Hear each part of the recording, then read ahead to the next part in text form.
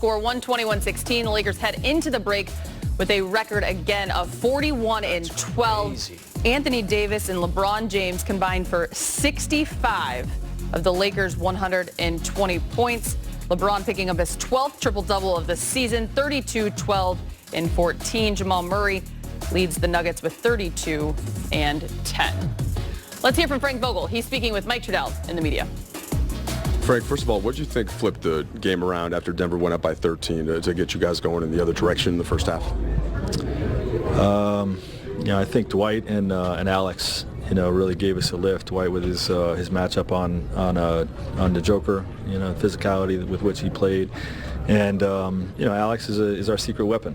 He comes in and usually provides a spark off the bench, and I think those two guys were pivotal. But I think LeBron and AD's determination to win this game was extremely admirable, and was prevalent all throughout the game, including during that stretch. Hey, you made that switch at halftime with Dwight. What did you think about doing with Caruso, and kind of when to put him in? As you said, he ends up plus 23, I think, for the evening. Yeah, plus 23 in 22 minutes.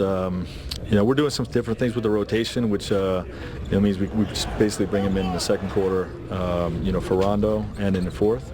And he played so well, in the first half that we thought about bringing him in early. But Doe was really good last game, so we gave him an opportunity. Came in, played well, but we knew we could come back to Alex in the fourth down the stretch.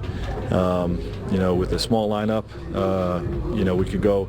When we slide AD to the 5, we can go a number of different ways. We can go Kuz there. We can put LeBron at the 4 and play Danny and Avery and KCP, or sometimes we put Alex in there. You know what I mean? And as we can go, he was really good in the first half, and great in the second half as well.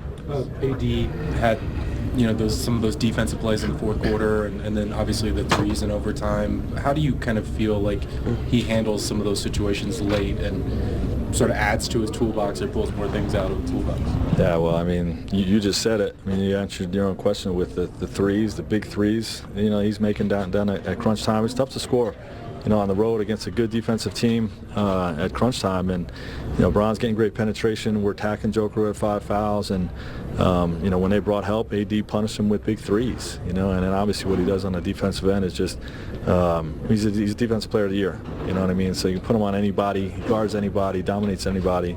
And he was great down there on that end again tonight. Is Caruso's role defined, or is there a possibility for it expanding as we head down the stretch? Yeah, there's a possibility for it expanding. Right now he's my secret weapon. I break him out when I need him. He's certainly earned a rotational spot, and he's in the rotation. And